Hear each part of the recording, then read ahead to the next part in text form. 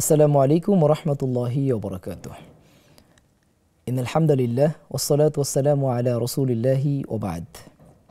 সুপ্রিয় দর্শক ও শ্রোতা, কাছে কিংবা দূরে, দেশে কিংবা প্রবাসে যে যেখান থেকে দেখছেন, আপনাদের সকলকে স্বাগত জানাচ্ছি নেক্সাস টেলিভিশনের পর্দায় নিয়মিত আয়োজন বিকম্যান্স বিস্কিটসের নিবেদনে ইসলামী জীবন বিধানে। আপনাদের সাথে আছি আমি মাহমুদুল হাসান হাশেমি। সুপ্রিয় দর্শক ও শ্রোতা, আমরা শুরু করছি মহান রব্বুল আলমিনের দরবারে শুকরিয়া আদায় করে, যিনি আমাদেরকে প্রতিদিনকার মতো নির্ধারিত সময়ে আপনাদের চমৎকার এই অনুষ্ঠানটি শুরু করার তৌফিক দিয়েছেন। আলহামদুলিল্লাহ। দরুদ পেশ করছি রাসূল আরবি মুহাম্মদুর রাসূলুল্লাহ সাল্লাল্লাহু আলাইহি ওয়াসাল্লামের প্রতি এবং সাহাবায়ে কেরাম রাদিয়াল্লাহু তাআলা আলাইহিম আজমাইনের জন্য রব্বুল আলমিনের কাছে সন্তুষ্টি কামনা করছি। আপনারা যারা আমাদের দেখছেন, এই অনুষ্ঠানটিতে আপনারাও সংযুক্ত হতে পারেন স্ক্রিনে প্রদর্শিত নম্বরে ফোন করে কিংবা নেক্সাস টেলিভিশন ইসলামিক ফেসবুক পেজে কমেন্ট করবার মধ্য দিয়ে। প্রতিদিনের মতো আজও আমরা একটা নির্ধারিত বিষয়ে কথা বলবো। আজকে যে বিষয়টি নির্ধারিত হয়েছে সেটি হচ্ছে মাহে রমাদানের প্রস্তুতি। গতরাতেই আমরা লাইলাতুন নিসফি মিন শাবান অতিক্রান্ত করেছি এবং এ রাতে আমাদের পুরো দেশব্যাপী ইবাদত এবং মসজিদে বিভিন্ন তাসবিহ তাহলিলের মধ্য দিয়ে সাধারণ মুসল্লিগণ এ রাত্রি অতিবাহিত করেছে। মূলত এ রাতের মধ্য দিয়েই আমরা পবিত্র মাহে রমাদানকে আনুষ্ঠানিকভাবে স্বাগত জানানোর একটি অনুষ্ঠান করেছি বলা যায়। সুপ্রিয় দর্শক শ্রোতা, আজ মাহে রমাদানের এই প্রস্তুতির শীর্ষক অনুষঙ্গে কথা বলবার জন্য স্টুডিওতে আমন্ত্রণ জানিয়েছি বিশিষ্ট ইসলামিক স্কলার উস্তাজুল আসাতিজা, নামী যিনি সমধিক পরিচিত, বহু গ্রন্থের লেখক অধ্যাপক ডক্টর হাফেজ এবিএম হিজবুল্লাহ স্যারকে। আসসালামু আলাইকুম স্যার। ওয়ালাইকুম আসসালাম ওয়া রাহমাতুল্লাহ। স্যার ভালো আছেন? আলহামদুলিল্লাহ। সুপ্রিয় দর্শক, আমরা আমাদের আজকে নির্ধারিত বিষয়ে স্যারের সাথে কথা বলবো, সেই সাথে আপনাদের জীবন ঘনিষ্ঠ প্রশ্নের উত্তর স্যার দেবেন। আপনারা আমাদের সাথে যে কোনো জীবন ঘনিষ্ঠ প্রশ্ন রাখতে পারেন। আমরা চলে যাচ্ছি আমাদের আজকের যে নির্ধারিত বিষয়, সেই নির্ধারিত বিষয়ে স্যারের কাছে। স্যার, প্রথমেই আপনার কাছে জানতে চাইব, রাসূলুল্লাহ সাল্লাল্লাহু আলাইহি ওয়াসাল্লাম মাহে রমাদানের প্রস্তুতির জন্যে রজব এবং শাবান থেকে বলা যায় যে প্রায় 2 মাস আগে থেকে তিনি প্রস্তুতি গ্রহণ করতেন। তা আমরা একেবারেই মাহে রমাদানের সন্নিকটে চলে এসেছি। তো এই মুহূর্তে আমরা মাহে রমাদানের প্রস্তুতি কিভাবে গ্রহণ করতে পারি? জাযাকাল্লাহু খাইরান। নাহমাদুহু ওয়া নুসাল্লি আলা রাসূলিহিল কারীম, আম্মা বা'দ। আসলে আমাদের জীবনে, বিশেষ করে মুসলিম জীবনে, ইমানদারদের জীবনে, সারা দুনিয়াব্যাপী, সারা বিশ্বব্যাপী রমাদান একটি গুরুত্বপূর্ণ নাম, একটি আবেগের নাম। আর এই রমাদানের জন্য মুসলমানরা বলা যায় বছরে প্রায় সব দিনই অপেক্ষা করতে থাকেন। আমাদের ইসলামের মধ্যে দুটো অনুষঙ্গ পাওয়া যায়, একটা হচ্ছে রমাদান আর একটা হচ্ছে হজ। এই দুটো ইবাদত মুসলমানদের জীবনে অনেক পরিবর্তন ঘটায়, অনেক বৈপ্লবিক বা বিপ্লব সৃষ্টি করে। হজ তো যাই হোক বছরে একবার, এবং সেটা সবার জন্য না, যারা আর্থিকভাবে সামর্থ্য, যাওয়া আসা খরচ সব মিলিয়ে তাদের জন্য। কিন্তু রমাদানটা এটা সবার জন্যই, কিন্তু এটা ফরজ। এখানে কে ধনী কে গরিব সেটা দেখা হয় না, কে শহরে থাকে কে গ্রামে থাকেন সেটাও দেখা হয় না, কে এই প্রান্তে কে ওই প্রান্তে সেটাও দেখা হয় না। দেখা হয় শুধু যে রমাদান পেয়েছেন, রোজা রাখতে হবে, সোজা কথা। এখন এই সিয়াম পালন যেটা আমাদের করতে হয় সেটা আমরা সবাই জানি, যে সবহে সাদিক থেকে আরম্ভ করে সূর্যাস্ত পর্যন্ত এই সময়টা আমাদেরকে সিয়াম সাধনা করতে হয়। স্যার, একটু আপনাকে থামাই, আমাদের সাথে ইতিমধ্যে একজন দর্শক যুক্ত হয়েছেন, আমরা ফোন কলটি নিচ্ছি। আসসালামু আলাইকুম। ওয়ালাইকুম আসসালাম ওয়া রাহমাতুল্লাহি ওয়া বারাকাতুহু। আমি মৃত্তিকা মনি বলছিলাম বাড়িধারা থেকে। জীবন স্যার আমার দুটো কোয়েশ্চেন আছে। জি আমার ফার্স্ট কোয়েশ্চেন হচ্ছে যে life insurance, car insurance, education insurance, এই category any kind of insurance করা কি যায়? জি দ্বিতীয় প্রশ্নটি। আর আমার সেকেন্ড কোয়েশ্চেন হচ্ছে যে অনেকেই এখন দেখা যায় যে কিস্তিতে ফ্ল্যাট কিনছে, গাড়ি কিনছে, হোয়াটএভার, অনেক কিছুই এখন বাংলাদেশে কিস্তিতে কেনার ব্যবস্থা আছে। তো কিস্তিতে কোনো কিছু কেনাটা কি যায়? জি অনেক জীবন ঘনিষ্ঠ দুটি প্রশ্ন বোন করেছেন। ইনশাআল্লাহ শায়েখ উত্তর দেবেন। আরও একজন দর্শক আমাদের সাথে আছেন। কে আছেন আমাদের সাথে? আসসালামু আলাইকুম, শুনতে পাচ্ছেন আমাদের? আসসালামু আলাইকুম। ওয়ালাইকুম আসসালাম ওয়া রাহমাতুল্লাহ। আমি চট্টগ্রাম থেকে আলমগীর বলছিলাম। জি আলমগীর ভাই বলেন। আমার দুটি প্রশ্ন। জি প্লিজ। প্রথম প্রশ্ন হলো আমাদের নবীকে বিশ্ব নবী বলা যাবে কিনা। আচ্ছা, দ্বিতীয় প্রশ্ন। দ্বিতীয় প্রশ্ন হচ্ছে নারীরা লিপস্টিক দিয়ে নামাজ পড়তে পারবে কিনা। আচ্ছা, 3 নম্বর প্রশ্ন। ওকে, জি অনেক ধন্যবাদ। আপনিও খুবই চমৎকার দুটি প্রশ্ন করেছেন। ইনশাআল্লাহ শায়েখ উত্তর দেবেন, আমাদের সাথে থাকুন। শায়েখ আপনি যে কথা বলছিলেন। হ্যাঁ, তো বলছিলাম যে আসলে পৃথিবীর যে প্রান্তে থাকুক না কেন, সুবহে সাদেক থেকে নিয়ে সূর্যাস্ত পর্যন্ত আমাদেরকে পানাহার, জৈবিক চাহিদা ইত্যাদি থেকে বিরত থাকতে হবে। যেটা অন্যান্য সময় ছিল হালাল, কিন্তু এই রমাদান মাসে এসে দিবসে সেটা হয়ে গেল আল্লাহর নির্দেশের কারণে সেটা আমার জন্য হারাম। এখন এখানে এটা আমরা দেখব না যে এটা কয় ঘন্টার হয়েছে, কতক্ষণ থাকছে। দেখা যায় যে কোথাও কোথাও এই সময়টা 19 ঘন্টা, 20 ঘন্টা, 21 ঘন্টা পর্যন্ত অনেক সময় দেখা যায়। কোথাও কোথাও আছে মাত্র রাতটা হচ্ছে 2 ঘন্টা, 2.5 ঘন্টার পরে আবার সকাল শুরু হয়ে গেছে। তো যাই হোক, যেখানে যে অবস্থাতেই থাকুক না, রোজা পালন করতেই হবে। এখন প্রস্তুতির প্রশ্ন, আসলে আমার অভিজ্ঞতা থেকে আমি বলছি। অবশ্যই আমরা প্রস্তুতির আলোচনায় শুনবো, তবে তার আগে আরো একজন দর্শক আছেন, আমরা ফোন কলটি নিচ্ছি। আসসালামু আলাইকুম, শুনতে পাচ্ছেন? হ্যাঁ জি, আসসালামু আলাইকুম। ওয়ালাইকুম আসসালাম। জীবন। হ্যাঁ হুজুর, আমি সালাতুত তাসবিহ সম্পর্কে জিজ্ঞেস করতে চাইছিলাম। সালাতুত তাসবিহ নামাজ কি হাদিস সম্মত? আচ্ছা, জি ঠিক আছে।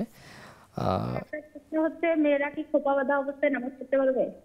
জি জি, মেয়েরা মানে খোপা বেঁধে নামাজ পড়তে পারবে কিনা এটা জানতে চাচ্ছিলাম। জি জি, ওকে, অনেক ধন্যবাদ। শেখ, রমাদানের প্রস্তুতি। জি, তো যেটা বলছিলাম যে আলহামদুলিল্লাহ আমাদের দেখা যায় যে আমরা যেখানেই থাকি না কেন সারা দুনিয়াতে, মুসলিম দেশ, অমুসলিম দেশ, যেখানেই মুসলমানরা আছে, রমজানকে তারা অত্যন্ত আগ্রহ ভরে আপনার তারা এটাকে কি করে, খোশ আমদের জানায়, সেটাকে তারা মেনে নেয়, বরণ করে নেয়। এবং এখন প্রশ্ন হলো যে এর জন্য আমাদের প্রস্তুতি কেমন হতে হবে। তো এই জন্য আপনি একটু বলেছেন যে আমাদের নবীজি সাল্লাল্লাহু আলাইহি সাল্লাম থেকে আমরা যেটা পাই যে তিনি রজব থেকে শুরু করতেন। ওই যে দোয়াটা আছে, যদিও দোয়াটা সম্পর্কে কিছু বিতর্ক আছে, কেউ বলেছেন এটা দুর্বল হাদিস, তারপরেও তো দোয়া হিসাবে তো আমরা করতেই পারি। সেটা হলো আল্লাহুম্মা বারিক লানা ফি রাজব ওয়া শাবান ওয়া বাল্লিগনা রমাদান, এবং এটা অনেকে দোয়া করে থাকেন। এখান থেকে বোঝা যায় যে রজব থেকে প্রস্তুতি শুরু হয়। আসলে আমরা যদি দেখি, আমি অনেক বইতে পেয়েছি, আপনারাও পেয়েছেন নিশ্চয়ই, পড়ালেখা করলে দেখা যায় যে এমনও মানুষ ছিল যে যারা রমাদানের 6 মাস আগে থেকে শুরু করতো। রমাদান যাওয়ার পরে 5 মাস পর্যন্ত রমাদান আল্লাহ পাক কবুল করছেন কিনা সেই জন্য খালি দোয়াই করতে থাকতো। পরবর্তী এবার 6 মাস যখন আসতো, তখন এই রমাদানের জন্য আবার আল্লাহর কাছে দোয়া করতো, আল্লাহ রমাদান পর্যন্ত যেন আমার হায়াতটা বাড়িয়ে দেন এবং আমি রমাদান যেন পেয়ে যাই, এই জন্য শুরু করতো। আবার দেখা গেছে যে এটা বলা হয়েছে, এটা আমরা বারবার শুনেছি, বিভিন্ন কাছ থেকে আপনারা শুনেছেন, রজব মাসটা বলা হয় যে বীজ বপন, মানে আপনার জমিকে প্রস্তুত করা, আর শাবান মাস হচ্ছে বীজ বপন করা, আর রমাদান মাসে হচ্ছে ফল কাটা। তার মানে রমাদান মাসে আমরা আল্লাহর পক্ষ থেকে মানে চূড়ান্ত সিদ্ধান্ত এবং চূড়ান্ত ফয়সালা আমরা পাবো। কেন? যেহেতু আমরা হাদিসের মধ্যে পড়েছি, শুনেছি, হয়তো আবু হুরায়রা রাদিয়াল্লাহু তাআলা আনহু থেকে এটা আসছে যে মান সামা রমাদান সিয়ামান ওয়া ইহতিসাবান গুফিরা লাহু মা তাকাদ্দামা মিন যামবি। যে ব্যক্তি রমাদান মাসের রোজাগুলো ইমান বিশ্বাসের সাথে, মানে ইমানের সাথে রেখেছে, পালন করেছে, এবং ইহতিসাবান, সে এটার আজর পাবে, সে এটার বিনিময় পাবে, সে এটার প্রতিদান পাবে, সে বিশ্বাস নিয়ে কাজ করে, মানে সেটা রোজাগুলি রেখেছে। আল্লাহ রাব্বুল আলামিনের পক্ষ থেকে রাসূলুল্লাহ সাল্লাল্লাহু আলাইহি সাল্লাম বলেন, ওই বান্দার যাবতীয় সগীরা গুনাহ আল্লাহ পাক মাফ করে দেবে। সুবহানাল্লাহ। সগীরা গুনাহ এই জন্য বললাম যে কবিরা গুনার জন্য তওবা শর্ত, এই জন্য এটার অন্তর্ভুক্ত না। তবে আল্লাহ রাব্বুল আলামিনের কুদরত আছে যে তিনি ইচ্ছা করলে মাফ করতে পারেন, তবে তিনি চান যে বান্দা তওবা করে আমার কাছে ফিরে আসুক। এই হলো মোটামুটি কথা। তো এই জন্য আমরা দেখি যে রমাদান আসার আগেই আমাদেরকে প্রস্তুতি নিতে হবে যে আমি প্ল্যানার এখন অনেক বেরিয়েছে, বিভিন্ন প্রকাশন থেকে বের করা হয় যে আমি 24 ঘন্টাকে কি কি কাজে লাগাবো। সুবহে সাদেক থেকে নিয়ে আমি সেই আবার পরবর্তী সুবহে সাদেক পর্যন্ত আমার সময়টা কিভাবে যাবে, এগুলোকে আমরা মানে প্ল্যানিংয়ের মধ্যে রাখতে পারি। বিশেষ করে মানে তেলাওয়াতে কালামে পাক, যেহেতু কোরআনের মাস রমাদান মাসে কোরআনের নজুলের সূচনা হয়েছে লাইলাতুল কদর, ইন্না আনজালনাহু ফি লাইলাতুল কদর। অতএব এই কোরআনের কারণেই কিন্তু এই রমাদানের এত ফজিলত, কেননা শাহর রমাদান আল্লাযী উনজিলা ফিহিল কোরআন।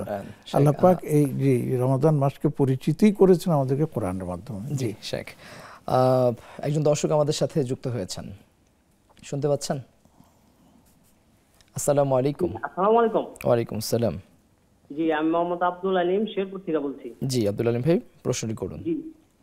জি, আমার প্রশ্ন হলো, আমি শেরপুরে চাকরি করি, আমার মা থাকে গ্রামে। তো আমি বাড়ির যাবতীয় সবকিছুই খরচ বহন করি মা, কিন্তু আমি মাকে মানে দূরে থাকার কারণে আমি যেতে খুব 2-3 মাস পর পর যাই। এতে কি আমার সমস্ত কি সব অথবা যে ইবাদত, আল্লাহ পাকের যে ইবাদত করার মতো যে দায়িত্ব, এটা কি পালন হচ্ছে কি? আমার একটা প্রশ্নই। জি ঠিক আছে, অনেক শুকরিয়া। জি শেখ, তো এই জন্য আমাদেরকে প্রস্তুতি গ্রহণ করতে হবে যে আমরা যেন এই রমাদানটার প্রতিটি মুহূর্ত কাজে লাগাই। তো আসলে আমাদের অনেকেই সবাই তো আর এক ধরনের কাজকর্মে মানে আপনার থাকে, ব্যস্ত থাকেন না, বিভিন্ন ধরনের কাজে ব্যস্ত হন। কেউ কৃষি কাজ করেন, কেউ ব্যবসা করেন, কেউ চাকরি করেন, নানা ধরনের কাজে আমরা জড়িত। তো যে কাজেই আমরা জড়িত থাকি না কেন, রোজা তো রোজাই, যেমন সালাত আমাকে পালন করতেই হবে, যে কাজেই আমি জড়িত থাকি না কেন। তো এই জন্য আমাদেরকে এই এখন থেকে মানে দিন তো আরও আগে থেকে শুরু হয়েছে নিশ্চয়ই, এখন থেকে আরও বেশি করে আমাদেরকে এই ব্যাপারে ভাবতে হবে যে রমাদান মাসের আমার এই কাজগুলো যেন কোনো অবস্থাতেই ছুটে না যায়, নেক আমলগুলো। তো কোরআনে কারীম তেলাওয়াতের কথা বলছিলাম, আমরা দেখেছি, ছোটোবেলাও দেখেছি, আমাদের মুরব্বীদেরকে দেখেছি যে রমাদান মাস আসলে আমাদের ঘরে বাইরে সব জায়গাতেই মা বোনদেরকে দেখেছি, চাচিদেরকে দেখেছি যে তারা সারাদিন কোরআন কারীম নিয়ে পড়ে থাকতেন। কাজের যেগুলো ছিল সাংসারিক কাজগুলো শেষ করে সময় পেলেই ব্যাস তারা আপনার কোরআন কারীম নিয়ে বসে থাকতেন, শুধু তেলাওয়াত আর তেলাওয়াত, তেলাওয়াত আর তেলাওয়াত। দেখা গেছে একজন 3 খতম, 4 খতম, 5 খতম পর্যন্ত দিচ্ছেন। আজই মানে একটা। এর পাশাপাশি ছেলেদের জন্য বিশেষ করে যে তারাবির নামাজের কি করা, মানে তারাবির নামাজের গুরুত্ব আরোপ করা, এবং তারাবির নামাজ যেন ছুটে না যায় এই জন্য তারা সন্ধ্যার পরে গিয়ে মসজিদে বসে যায়। ওই আপনার অনেক সময় মসজিদ ভরে যায়, জায়গা পাওয়া যায় না, এই জন্য সবাই গিয়ে কে কার আগে প্রথম কাতারে দ্বিতীয় কাতারে বসবে, ওইভাবে গিয়ে জায়গা নিয়ে বসে যায়। এবং আলহামদুলিল্লাহ এমন প্রচুর মানুষ এখন আছেন যারা শুরু থেকে শেষ পর্যন্ত এই তারাবিতে অংশগ্রহণ করেন, একদিনের জন্য তারা ছাড়েন না। জি শেখ, আমরা রমাদানের প্রস্তুতি নিয়ে আপনার জ্ঞানগর্ভ আরও কথা শুনবো ইনশাআল্লাহ। তবে তার আগে প্রিয় দর্শক মণ্ডলী, আমরা ছোট্ট একটি বিরতি নিচ্ছি, ফিরছি বিরতির পর।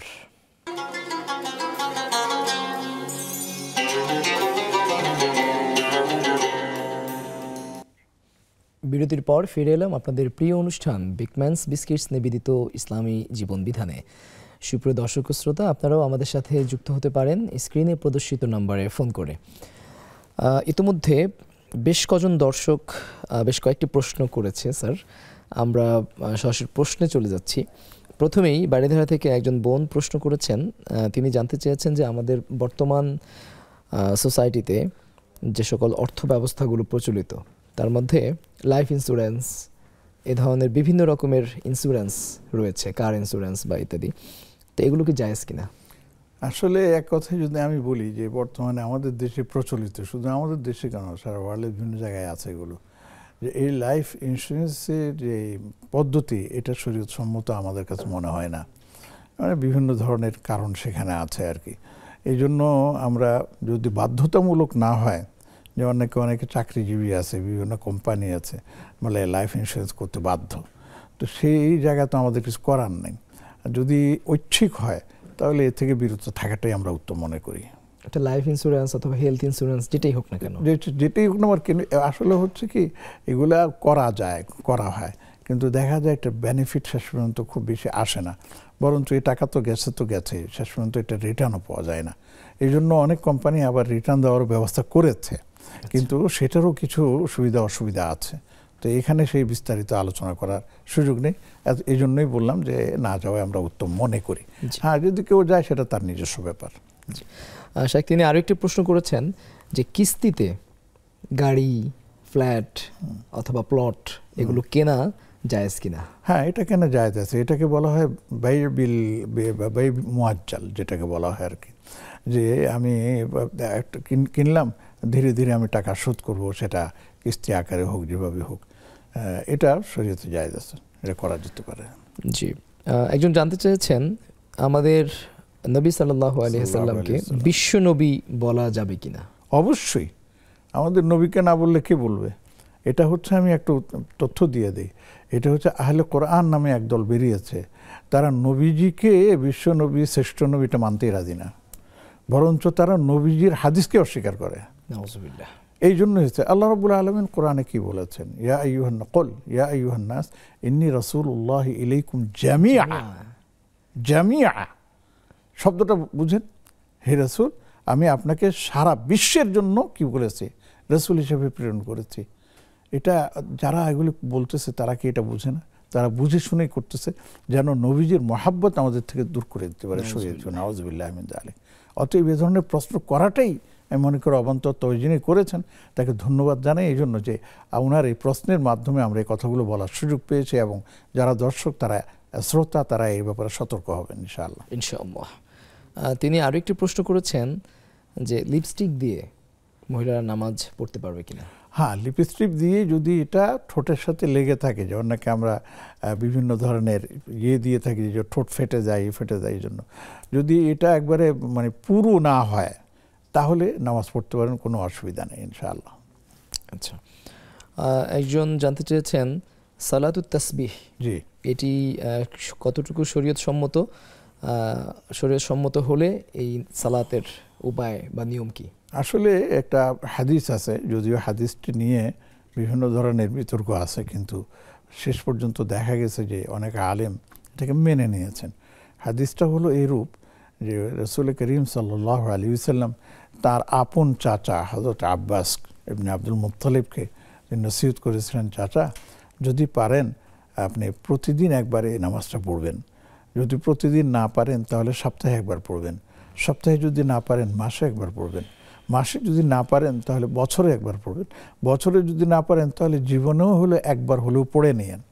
কেননা এই সালাত যে আদায় করবে আল্লাহ রাব্বুল আলামিন তার ছোট বড় গুনাহ সবগুলো আল্লাহ পাক মাফ করে দেবেন। ছোট বড় বলতে এখানে বলতে ছোট গুনাহগুলোর মধ্যে সীমাবদ্ধ, বড় মানে কবিরা যেটা আছে ওইটা না, ওটার জন্য তো আবার শর্ত আছে। তো এই হাদিসটা দেখার পর মানে পড়ার পর অনেকেই বলছেন যে হাদিসটার মধ্যে বিভিন্ন ধরনের বিতর্ক আছে, কেউ এটাকে মানেন, কেউ মানেন না। তবে আমরা আমাদের গবেষণায় দেখেছি যে না, হাদিসটার একটা সূত্র আছে, উৎস আছে, এবং এটা অনেকে মেনে নিয়েছেন। আর এই সালাদটা পড়ার পদ্ধতি হচ্ছে যে 4 রাকাত নামাজের নিয়ত করতে হবে। এটা দিনেও করা যায়, রাতেও করা যায়, যে কোনো দিন এটা পড়া যায়। 4 রাকাত, 4 রাকাতের মধ্যে আপনার নির্দিষ্ট কোনো সূরা নাই, অন্যান্য নামাজের মতো নিয়ত করে নামাজ নিয়ত করবেন। তবে নিয়ত করার পরে সানা পড়বেন, সূরা পড়বেন, সূরা পড়ে যখন রুকুতে যাবেন, রুকুতে যাওয়ার আগে সুবহানাল্লাহ আলহামদুলিল্লাহ ওয়া লা ইলাহা ইল্লাল্লাহ আল্লাহু আকবার 15 বার পড়বেন, 15। এরপরে তিনি রুকুতে যাবেন, রুকুতে গিয়ে তাসবিহ পড়ে 10 বার পড়বেন এই দোয়াটা। এরপরে এই হলো 25, তারপরে আবার দাঁড়াবেন, দাঁড়িয়ে আবার 10 বার 35, এরপর রুকু সেজদায় যাবেন, প্রথম সেজদায় 10 বার, এই হবে 45, এরপরে বসবেন, এখানে পড়বেন, এই হবে 55, আবার রুকুতে দ্বিতীয় সেজদায় যাবেন, আবার 10 বার পড়বেন, এই হলো 65, আবার যখন উঠবেন তখন না উঠে হালকা বসবেন, বসে 10 বার পড়ে তারপর দ্বিতীয় রাকাতে উঠবেন। এইভাবে 4 রাকাত, প্রতি রাকাতে 75 বার করে 300 বার পড়া হয়, আর এটাকে সালাতুত তাসবিহ বলা হয়। জি জি, শেখ তিনি আরেকটি প্রশ্ন করেছেন যে খোপা বেঁধে নামাজ পড়া যাবে কিনা? অবশ্যই যাবে, এতে কোনো সমস্যা নেই। আচ্ছা, একজন ভাই জানতে চেয়েছেন যে তিনি শেরপুরে থাকেন এবং তার মা গ্রামের বাড়িতে থাকেন, অর্থাৎ তিনি শেরপুর শহরে থাকেন, তার মা গ্রামের বাড়িতে থাকেন। তিনি তার মায়ের যাবতীয় খরচ সেগুলো তিনি প্রোভাইড করেন, বাট তারপরেও যেহেতু তার মাকে তিনি তার সাথে রাখতে পারছেন না, এই কারণে তার দায়িত্ব পালনে ত্রুটি হচ্ছে কিনা বা তিনি সব কম পাবেন কিনা? অবশ্যই না, যদি এটা যৌক্তিক কারণে তাকে শহরে থাকতেই হচ্ছে, মাকে নিয়ে থাকতে পাচ্ছেন না, কিন্তু তিনি মায়ের মানে খোঁজ খবর রাখা এবং প্রয়োজনীয় খরচ ব্যয় নির্বাহ করা সেটা করছেন, এবং এই বিষয়ে মায়েরও কোনো ক্ষোভ নেই যে ছেলে আমার মানে নিচ্ছে না, সম্পর্ক খোঁজ খবর নিচ্ছে না। যদি এমনটি হয়ে থাকে তাহলে অবশ্যই তিনি একজন মাতৃভক্ত, কি জানি বলে, আপনার সন্তান হিসাবে গণ্য হবেন, এবং তিনি ইনশাআল্লাহ তার এই আমলের জন্য আল্লাহ রাব্বুল আলামিনের দরবারে পুরস্কৃত হবেন। এটা কখনই যেন এই যে মায়ের সেবা থেকে, মায়ের দোয়া থেকে যেন নিজেকে বিরত না রাখেন। যে 2-3 মাস পরে একবার যান, এইতে এতটুকু তো অনেক, মানুষ তো 2-3 মাস কেন 2-3 বছরও যায় না, অনেক সময় এরকম হয়। এটা অবশ্য অবস্থার পরিপ্রেক্ষিতে নির্ভর হয় আর কি। তবে মায়ের সাথে সবসময় যোগাযোগ রাখা এখন তো একেবারে খুব সহজ হয়ে গেছে, মোবাইল আছে, সব কিছু আছে, খোঁজ খবর নেওয়া ইত্যাদি। তো এভাবে করলে ইনশাআল্লাহ তিনি মায়ের হক আদায় করছেন বলেই গণ্য হবেন ইনশাআল্লাহ। ইনশাআল্লাহ। শেখ, আমরা রমাদানের প্রস্তুতি নিয়ে কথা বলছি, তো এই সংক্রান্ত একটা ব্যাপারে আমি জানতে চাই যে সকল শ্রমজীবী মানুষ আছেন, বিশেষ করে রিক্সা চালক বা যারা কায়িক পরিশ্রম করেন, ওনারা অনেক সময় দেখা যায় যে জীবিকা নির্বাহের তাগিদেই হয়তো তারা রমাদানের রোজাগুলো সঠিকভাবে রাখতে পারছেন না, তো তাদের কি কোনো প্রস্তুতিমূলক কর্মসূচি? অবশ্যই কর্মসূচি আছে। আমি আগে বলেছি, প্রথমেই বলেছি, রোজা রাখার ক্ষেত্রে কে ধনী কে গরিব এটা বিষয় না, কে দৈনিক কাজ করছেন, শ্রম দিচ্ছেন, শ্রমিকের কাজ করছেন, আর কে সারা মানে দিন এসিতে আরাম করছেন বা ইয়ে করছেন, এটা বিষয় না। রোজা একজন আলেম বালেগ, মানে একজন আকেল বালেগ, মানে প্রাপ্তবয়স্ক মুসলিম নারীর জন্য এটা ফরজ, আল্লাহর পক্ষ থেকে এটা বিধান। এখন যারা দৈনন্দিন কাজ করেন, কাজ করার কারণে তারা রোজা রাখতে পারেন না বা অক্ষম মনে করেন, তারা আগে থেকেই প্রস্তুতি নেবেন যে আমি এই কাজগুলো করব, যেগুলি খুব বেশি ক্রিটিক্যাল এবং যেগুলি খুব মানে শক্তির দরকার, সেগুলি থেকে আমি একটু পরিহার করে থাকব। রিক্সাওয়ালাদের কথা বলবো, আমার নিজের জীবনের অভিজ্ঞতা, আমি অনেক রিক্সাওয়ালা পেয়েছি এভাবে, যে তারা দিনে রিক্সা চালান না, তারা সন্ধ্যার সময় রিক্সা চালান, ইফতারি করেন এবং ইফতারি করে তারাবি পড়েন, তারাবি পড়ে তারপরে গিয়ে রিক্সা চালান সেহরি পর্যন্ত চালিয়ে তারপর সেহরি খান, ফজরের নামাজ পড়ে তখন ঘুম দেন, তারপর জোহরের সময় উঠে তারও কিছু তেলাওয়াত করে তারপরে যান। তো এইভাবে যদি আমাদের রিক্সাওয়ালা ভাইরা, ভ্যানওয়ালা ভাইরা করেন তাহলে এটা কোনো কষ্টকর ব্যাপার না। 1, 2 নম্বর আমি এমনও দেখেছি, 2 নম্বর পয়েন্টটি আমরা প্রশ্ন নিয়ে তারপরে শুনবো। আসসালামু আলাইকুম। আসসালামু আলাইকুম ওয়া রাহমাতুল্লাহ। ওয়া আলাইকুম আসসালাম ওয়া রাহমাতুল্লাহ। মুতামিম আপনাকে ধন্যবাদ, আরো ধন্যবাদ। প্রতিদিন ফজরের ফরজ নামাজ পড়া সেই যে সাহেবকে দেখতে পাচ্ছি, সাহলান কোশাম্বের, ওনাকে পেয়ে খুব ভালো লাগতেছে। আমার 3টি প্রশ্ন আছে মুতামিম। প্রথম প্রশ্ন হলো কুরআন নাজিলের বিষয়টা, ইন্না আনজালনাহু ফি লাইলাতিল কদর, কদর রাত্রির কুরআন অবতীর্ণ হয়েছে। আবার দোকানে 3 নম্বর রাতেও এর একটা ধারণা দেওয়া হয়েছে, এটাকে আমি নিশ্চয়ই বরকতময় রজনীতে অবতীর্ণ করেছি। এটা একটু সাহেব একটু ক্লিয়ার করবেন। আর 2 নম্বর প্রশ্ন হলো গিয়ে, একটা প্রোগ্রামে আমি আজকেই জানলাম যে ইয়াসিন ওয়াল কুরআনিল হাকিম, এখানে 1000 বছর আগে নবীকে, আমাদের প্রিয় নবী হযরত মুহাম্মদ সাল্লাল্লাহু আলাইহি সাল্লামকে অ্যাড্রেস করে বলা হয়েছে ইয়াসিন ওয়াল কুরআনিল হাকিম। আর 3 নম্বর প্রশ্ন হচ্ছে, আদম এবং হাওয়ার যখন বিবাহ সম্পন্ন হয় তখন মহারণা হিসাবে আমাদের প্রিয় নবী সাল্লাল্লাহু আলাইহি সাল্লামের দরুদটাকে মহারণা হিসাবে ধার্য করা হয়েছিল। এই 3টি বিষয় মুতামিম যদি সাহেব যদি ক্লিয়ার করতেন, ধন্যবাদ। আসসালামু আলাইকুম ওয়া রাহমাতুল্লাহ। জি, অনেক ধন্যবাদ সুপ্রিয় ভাই, বেশ গুরুত্বপূর্ণ প্রশ্ন করেছেন। প্রশ্নের উত্তর শায়েক দেবেন, তবে তার আগে আমরা ছোট্ট একটি বিরতি নিচ্ছি। আপনাদের সকল প্রশ্নের উত্তর ইনশাআল্লাহ বিরতির পরে শায়েক দেবেন।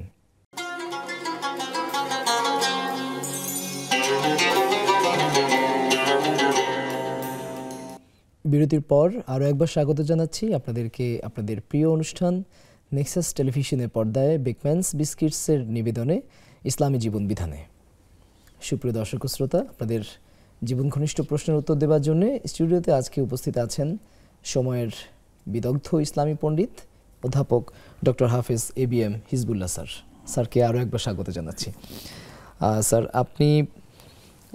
আমরা কথা বলছিলাম শ্রমজীবীদের প্রস্তুতি নিয়ে, তবে তার আগে একজন ভাই বেশ কিছু প্রশ্ন করেছেন, প্রশ্নের উত্তরগুলো একটু নিয়ে নিচ্ছি আপনার কাছ থেকে। তিনি জানতে চেয়েছেন যে কদরের রাতের কথা যেভাবে পবিত্র কোরআনে আছে ফি লাইলাতুল কদর, আবার ফি লাইলাতিন মুবারাকা, এ ধরনের আয়াতও কিন্তু পবিত্র কোরআনে পাওয়া যায়।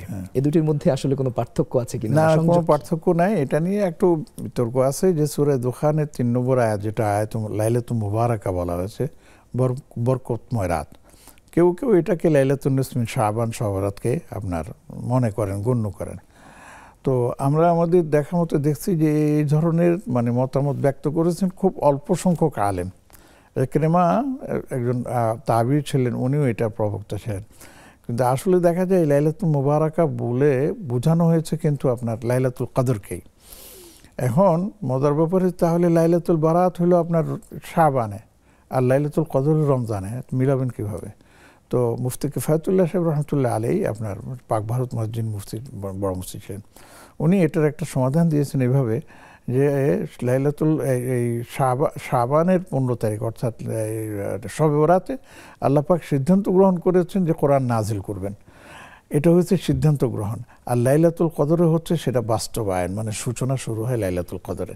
অতএব আয়াতের মধ্যে কোনো রকম সাংঘর্ষিকতা নেই। আচ্ছা আচ্ছা।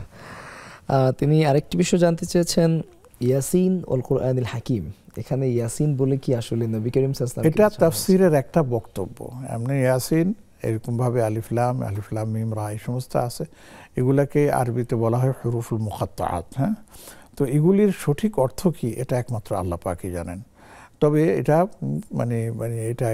মানে প্রচলিত যে ইয়াসিন বলে সাধারণত নবী সাল্লাল্লাহু আলাইহি সাল্লামের একটা নাম উচ্চারণ করা হয়। যেমন নাকি তাহা বলেও অনেকে মনে করেন যে এটা নবী সাল্লাল্লাহু আলাইহি সাল্লামের একটা উপনাম হতে পারে। তো যেহেতু এটা তাফসীরের একটা বক্তব্য, অতএব এটা মানতেও পারে। আর যদি বলেন যে না, এটার অর্থ আল্লাহ ছাড়া কেউ জানেন না, তাতেও কোনো আপত্তি নেই। তিনি আরেকটি প্রশ্ন করেছেন, হযরত আদম আলাইহিস সালাম এবং হযরত হাওয়া আলাইহিস সালামের যে বৈবাহিক বন্ধন, এই বৈবাহিক বন্ধনের মোহরা নাকি নবী করিম সাল্লাল্লাহু আলাইহি ওয়াসাল্লামের প্রতি যে দরুদ পড়ি সেটা কিনা? এটা একটা মানে প্রচলিত বক্তব্য। আমরা এটার কোনো আপনার পাই না, সঠিক ভিত্তি পাই না। তো এই জন্য আমরা ভিত্তিহীন এটা অনেক সময় বলি যে এই ধরনের কথার কোনো উৎস নেই। নবীজি সাল্লাল্লাহু আলাইহি ওয়াসাল্লামের উপর দুরূদ পাঠ করতে হবে বা করলে হয়তো আদম আলাইহিস সালাম আর আম্মাজান হাওয়া আলাইহিস সালামের আপনার মোহরানা আদায় হয়ে যাবে, এই ধরনের কোনো মানে আপনার বক্তব্য আসলেই আমরা পাইনি।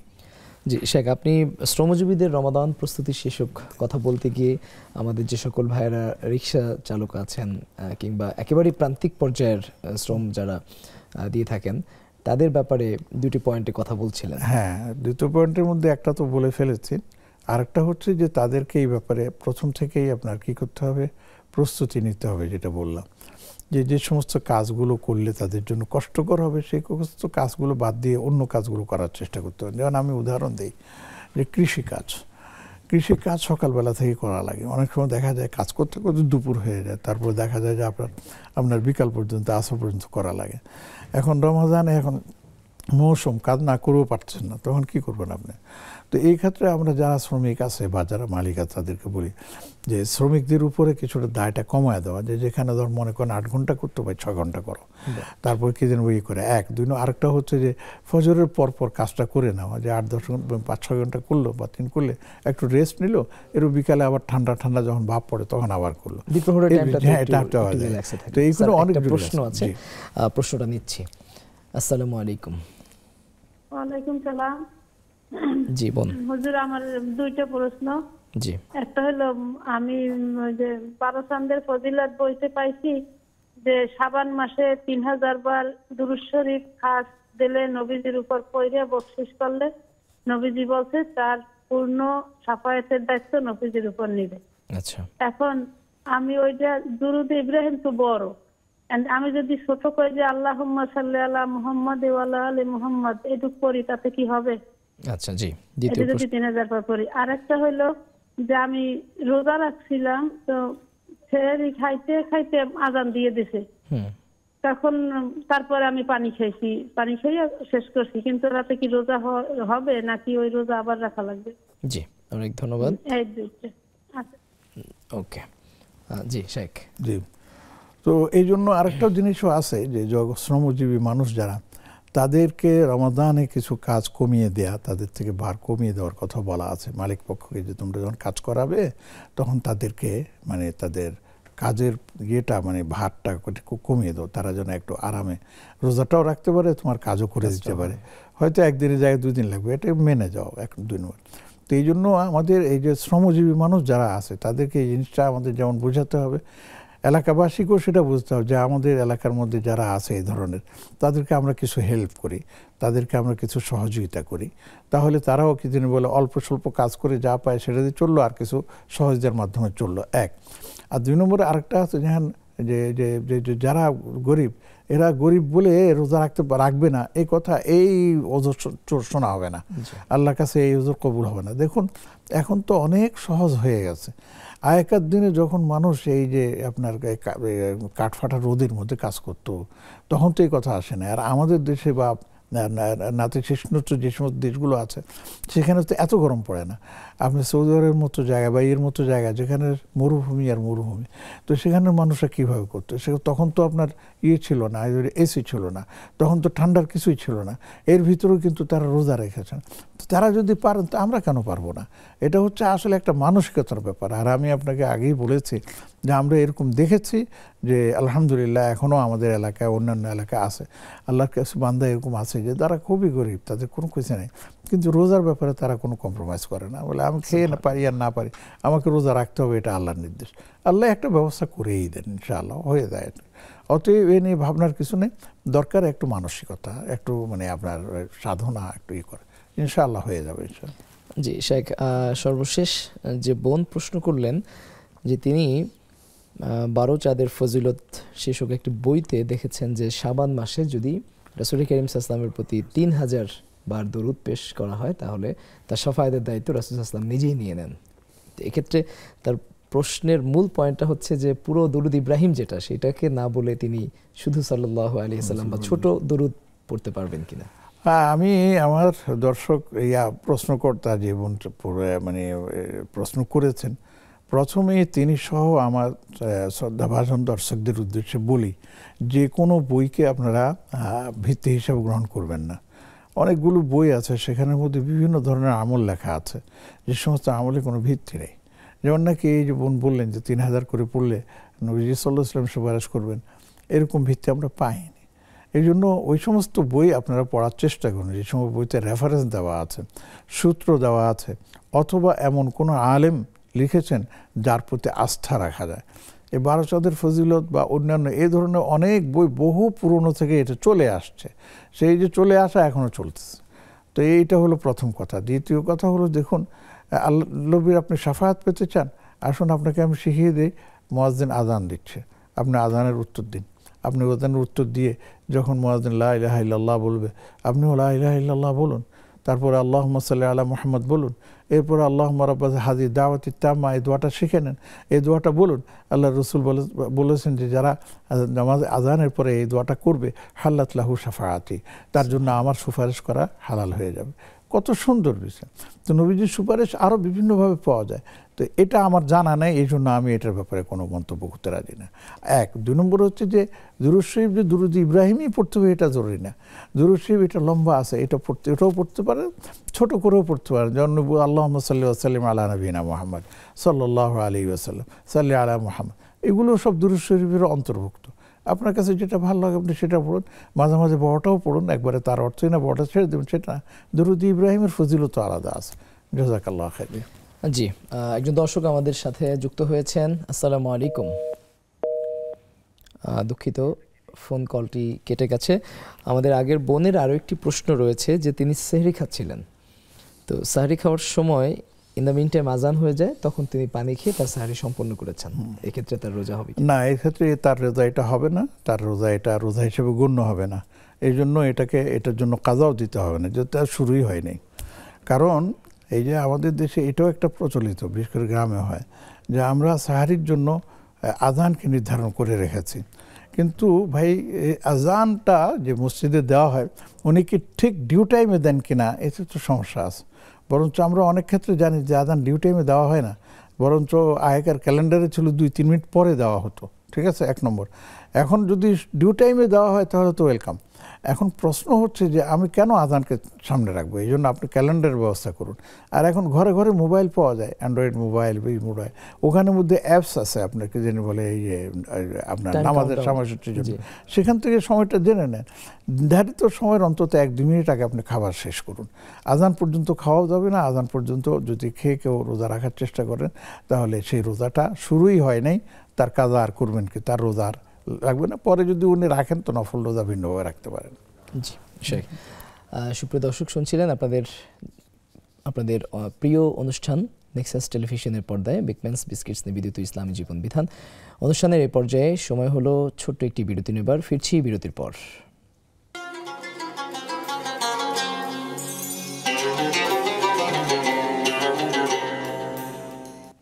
বিরতির পর ফিরে এলাম আপনাদের প্রিয় অনুষ্ঠান বিগম্যানস বিস্কিটস নিবেদিত ইসলামী জীবন বিধানে। সুপ্রিয় দর্শক, একজন বোন তিনি প্রশ্ন করেছেন, যে প্রশ্নটি অবশ্য যে লাইনটি কেটে গেছে, তিনি প্রশ্নটি করেছেন যে তিনি জানতে চেয়েছেন যে তার স্বামী তার কাছে দ্বিতীয় বিয়ে করবার জন্য প্রায়শ অনুমতি চেয়ে থাকেন। তো এক্ষেত্রে একজন স্ত্রী হিসেবে তার কি করণীয়, বা তিনি এই ব্যাপারটি নিয়ে কিছুটা দ্বিধায় আছেন যে আসলে তিনি কি জবাব দেবেন বা অনুমতি দেবেন কি দেবেন না, এই ব্যাপারটি নিয়ে তিনি চমৎকার একটা যে একবারে মানে সমাজের সাথে সম্পৃক্ত চমৎকার একটি প্রশ্ন আজকে পেলাম অনেকদিন পরে। আসলে আমি যিনি প্রশ্ন করেছেন তাকে বিনীতভাবে বলছি যে স্বামীর একাধিক বিয়ে করার অধিকার আল্লাহ প্রদত্ত। এখানে স্ত্রীর কাছে অনুমতিরও প্রয়োজন নেই, একবারে সরাসরি কথা। স্বামী যদি প্রয়োজন মনে করেন তাহলে তিনি করতে পারবেন, আপনি অনুমতি দিলেও করতে পারবেন, না দিলেও তিনি করতে পারবেন। তবে তিনি যে অনুমতি চেয়েছেন এটা তার মহানুভবতা। আপনি যদি তাকে অনুমতি দেন তাহলে এটা আপনার মহানুভবতা হবে, তিনি চেয়েছেন সেটাও হবে। তবে এখানে একটা জিনিস আমি বলি যে আমার এই প্রশ্নের উত্তর শুনে অনেকে খুশি হয়ে যাবেন পুরুষরা যে আমি পেয়ে গেছি, না, অনেক শর্ত আছে। আপনি যদি একাধিক বিয়ে করেন, একাধিক স্ত্রীকে রাখেন, তাহলে শরীয়তের শর্ত হচ্ছে, নির্দেশ হচ্ছে উভয়ের মধ্যে ভারসাম্য রক্ষা করতে হবে। আপনি কি পারবেন? আল্লাহ পাক কোরআনে কারীমের মধ্যে বলছে, ওয়া ইন খিফতুম আল্লা তা'দিলু ফাওয়াহিদাতান আও মা মালাকাত আইমানুকুম। হে বান্দা, তুমি যদি একাধিক স্ত্রীর মধ্যে সমতা রক্ষা করতে না পারো তাহলে একটার মধ্যে সন্তুষ্ট থাকো, কেন আরেকটার দিকে যাচ্ছ? তো আমি বলবো যে আপনি ভেবে দেখুন, আপনার স্বামী যদি সমতা রক্ষা করতে পারে তাহলে আপনি অনুমতি দেওয়া আপনার ইচ্ছাধীন। কিন্তু যদি স্বামী অনুমতি ছাড়া বিয়ে করে ফেলেন তাহলে সেটাও জায়েজ আছে, যদিও নাকি আমাদের আইনের ব্যত্যয় ঘটবে। আইনে কিন্তু বলা আছে যে প্রথম স্ত্রীর আপনার সম্মতি লাগবে। এবার আমি বলবো যে এটা সিদ্ধান্ত আপনার। আচ্ছা শেখ, আমরা নেক্সাস টেলিভিশন ইসলামিক ফেসবুক পেজেও বেশ কিছু প্রশ্ন পেয়েছি। সেখানে নুসরাত ইয়াসমিন নামে একজন বোন জানতে চেয়েছেন, মৃত ব্যক্তির পক্ষ থেকে কোথায় দান করলে উত্তম সাদাকায়ে জারিয়ার সওয়াব পাওয়া যাবে? সুবহানাল্লাহ, দানের খাত অসংখ্য, যেখানেই দিবেন সেখানে সওয়াব। সেটা মসজিদ হতে পারে, সেটা মাদ্রাসা নির্মাণ হতে পারে, সেটা আপনার ছাত্রদের, গরিব ছাত্রদের বই পুস্তক কিনে দেওয়ার মাধ্যমে হতে পারে, সেটা আপনার হত দরিদ্র যারা আছে তাদেরকে খাবার দাবার সরবরাহের জন্য হতে পারে, কাপড় চোপড় কিনে দেওয়ার মধ্যে হতে পারে। তবে আমরা যেটাকে প্রাধান্য দিই সেটা হচ্ছে যে এমনভাবে আপনি সাদাকা করুন যেটা প্রবাহিত থাকবে, চলতেই থাকবে। যেমন যদি বই কিনে দেন, কিতাব কিনে দেন, এই কিতাব যে পড়বে, যে পড়াবে, আপনার পিতামাতা সে সব পেতেই থাকবে। মসজিদের জন্য আপনি দিলেন নির্মাণের ক্ষেত্রে বা মসজিদ সংস্কার, এই মসজিদে যত নামাজ পড়তেছে সেখান থেকে আপনার পিতামাতা সব পেতে থাকবেন। মাদ্রাসার ক্ষেত্রেও সে একই কথা। এমনিভাবে গ্রামে যদি কোনো মক্তব চালু করে দেন, সেই মক্তবের মধ্যে আপনি ছাত্রছাত্রীদের পড়ালেখার ব্যবস্থা করে দেন, সেটার মধ্যেও চলবে। অর্থাৎ অসংখ্য খাত, আপনি সেখান থেকে যে কোনো একটা বেছে নিতে পারেন। জি শাইখ, আরও একজন প্রশ্ন করেছেন, তিনি জানতে চান ইফতার করানোর জন্য যদি কেউ সম্পূর্ণ খাবার দিতে না পারে, পুরো ইফতারের আয়োজনটা করতে না পারে, অল্প কিছু খাবার যদি দেন, সেক্ষেত্রে তিনি সব পাবেন কিনা? অবশ্যই পাবেন। নবীজি সাল্লাল্লাহু আলাইহি সাল্লাম বলেছেন, যদি তুমি পারো এক ঘট পানি দিয়ে হলেও আরেকজনকে ইফতারি করাতে পারো, তাহলে এর চেয়ে বড় কথা আর কি আছে? আপনি আপনার সামর্থ্য অনুযায়ী করাবেন, সেটা আপনার ইচ্ছা। জি শাইখ, আমরা রমাদানের প্রস্তুতি নিয়ে যে কথা বলছিলাম, আমাদের সেই একটা নির্ধারিত আলোচ্য বিষয়ের সাথে সম্পৃক্ত একটা ব্যাপারে আমি জানতে চাই যে মাহে রমাদানে বিশেষ করে আমরা রাজধানী ঢাকাতে প্রচুর যানজট দেখতে পাই। তো এক্ষেত্রে যানজট নিরসনকল্পে আমাদের কোনো করণীয় রাষ্ট্রীয় পক্ষ থেকে কিংবা সাধারণ নাগরিক হিসেবে আমাদের পক্ষ থেকে কোনো করণীয় রয়েছে? এখন যানজট নিরসনের বিষয়টা তো আমাদের না, এটা তো হচ্ছে যারা ট্রাফিক সিগন্যাল বা ইয়ে করেন, এটা তাদের বিষয়। আসলে এটা নিয়ে আমার জানা মতে, দেখা মতে প্রচুর গবেষণা হয়েছে। আমি এখনও অনেক রাস্তা আমার চোখের সামনে ভাসে দেখেছি, একরকম এখন হয়ে গেছে ভিন্ন রকম। এক এক রাস্তা আগে ছিল একমুখী, এখন হয়ে গেছে 2, 3, 4 মুখী। চেষ্টার ত্রুটি নেই, এবং সেই যানজট থেকে বাঁচার জন্য এলিভেটর করা হয়েছে, সেই যানজটে মেট্রো রেল করা হয়েছে, ইত্যাদি আরও অনেক কিছু হয়েছে। এগুলি আমাদের যারা এই দায়িত্বে আছেন, যোগাযোগ ব্যবস্থাপনায় যারা আছেন, তারা এগুলিকে নিয়ে আপনার প্রতিনিয়ত চেষ্টা করছেন। এগুলো আমাদেরকে দেখতে হবে, যানজট নিরসনে আমরা কতটুকু কী করতে পারি। আরও সবচেয়ে বড় জিনিস যেটা কথায় যখন আসছে বলি, যে আমাদের যারা গাড়ি চালক যারা আছেন, তারা আপনার নিয়মিত এই যে মানে ট্রাফিক যে ইয়েগুলো আছে, নিয়মগুলো আছে, এগুলো মানেন না। বাস হুট করে ওভারটেক করবেন, হুট করে সামনে গিয়ে দাঁড়ায় দেবেন, হুট করে আরেকটাকে করে, এইগুলো দিয়ে তো আপনার যানজট নিরসন করা যাবে না। আচ্ছা, এখানে আমি এটার সাথে সম্পৃক্ত বলি যে অনেকে এই কারণে দেখায় রমাদান মাসে ইফতারির সময় প্রচুর মানুষ সময় মতো ইফতারি করতে পারেন না, বাসের মধ্যে পড়ে আছেন, গাড়ির মধ্যে পড়ে আছেন, তাদের কী হবে? তখন আমরা বলি যে তখন দেখা যায়, দেখুন আলহামদুলিল্লাহ, আল্লাহর অনেক বান্দা আছে এই সময়টাতে গিয়ে এই ইফতারি নেন, সবাই সুবহানাল্লাহ ইফতারি করায়, আলহামদুলিল্লাহ। আবার অনেকে বিক্রিও করে, সেটাও আছে, সবগুলো আছে। তো এই সমস্ত ক্ষেত্রে আমরা যে যতটুকু পারি আমরা চেষ্টা করব যে আমরা যানজট এড়িয়ে চলার জন্য। আর যারা আর ইচ্ছাকৃতভাবে কিন্তু কেউ যানজটে পড়ে না, বুঝছেন? তো অফিসে গেছে, চলে আসছে, যানজটে পড়ে গেছে, কী করবে, সময়টা এরকম। তো আমরা চেষ্টা করবো যেন যানজট এড়িয়ে সময় মতো আমরা গন্তব্যে পৌঁছে যেতে পারি এবং সময় মতো আমরা ইফতার করে নিতে পারি।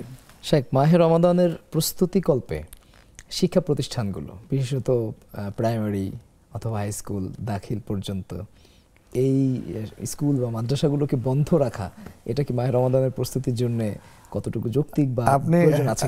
আপনি এটা বলছেন, এটা তুললে আমাকে ছোটবেলায় ফিরে যেতে হবে আর কি। আমরা দেখেছি যে রমাদান পুরো মাসটাই একেবারে প্রাথমিক থেকে নিয়ে ইউনিভার্সিটি পর্যন্ত বন্ধ থাকতো। মানে এই রমাদান আসলেই ছাত্ররাও খুশি, শিক্ষকরাও খুশি যে 1 মাস ছুটি পাওয়া গেল, ইবাদত করতে পারবো। এবং তারা সত্যি ইবাদত করে, নামাজে যায় রীতিমতো, তেলাওয়াত করে, তারপর এইগুলি করতো। ছোট বাচ্চারা ছুটি থাকলে রোজা রাখে, এবং তারা খুব আগ্রহের সাথে রাখে। তো কালের ইয়েতে পড়ে এখন আমরা আস্তে আস্তে শিক্ষা ব্যবস্থাকে এমনভাবে করে ফেলেছি যে সময় নষ্ট করা যাবে না। কাজেই রমাদানকেও আমরা ক্লাসের অন্তর্ভুক্ত করে ফেলেছি। তবে কোথাও 10 দিন, কোথাও 15 দিন, কোথাও 20 দিন পর্যন্ত চলে। ইউনিভার্সিটিগুলো তো দেখা যায় যে প্রাইভেট ইউনিভার্সিটিগুলো তো শুনতে একবারে 27 রমজান পর্যন্ত আপনার ক্লাস পরীক্ষা নেয় কোনো ইউনিভার্সিটিতে। আমি যাই না তারা কোন দৃষ্টিকোণ থেকে নেন, যাই না।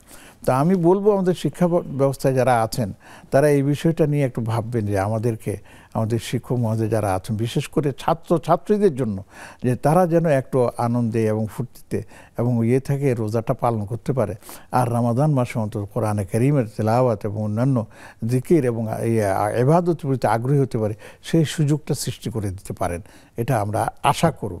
তবে আমি দেখেছি বিভিন্ন মুসলিম কান্ট্রিতেও তারাও আগে বন্ধ রাখতো, করতো, তারপরে যেমন নাকি মদিনা ইউনিভার্সিটিতে আমি পড়েছি, সেখানে রমজানে পুরোটাই বন্ধ ছিল, কিন্তু এখন আস্তে আস্তে তারাও কিছু হালকা কিছু ক্লাস নেয়, যেখানে 6 ঘন্টা ছিল সেখানে 3 ঘন্টা নেয়। জি শেখ, আপনাকে অনেক ধন্যবাদ, ব্যস্ততার মাঝেও আমাদেরকে সময় দিয়েছেন। জাযাকুমুল্লাহ খায়র, আপনাদের অনেকের সবার মঙ্গল কামনা করছেন। সুপ্রিয় দর্শক, এতক্ষণ নেক্সাস টেলিভিশনের পর্দায় বিগম্যানস বিস্কিটসের নিবেদনে ইসলামী জীবন বিধান অনুষ্ঠানটি দেখছিলেন। প্রতিদিন এই অনুষ্ঠানটি দেখবার আমন্ত্রণ জানিয়ে আজকের মতো এখানেই শেষ করছি। আল্লাহ হাফেজ, আসসালামু আলাইকুম ওয়া রাহমাতুল্লাহি ওয়া বারাকাতুহু।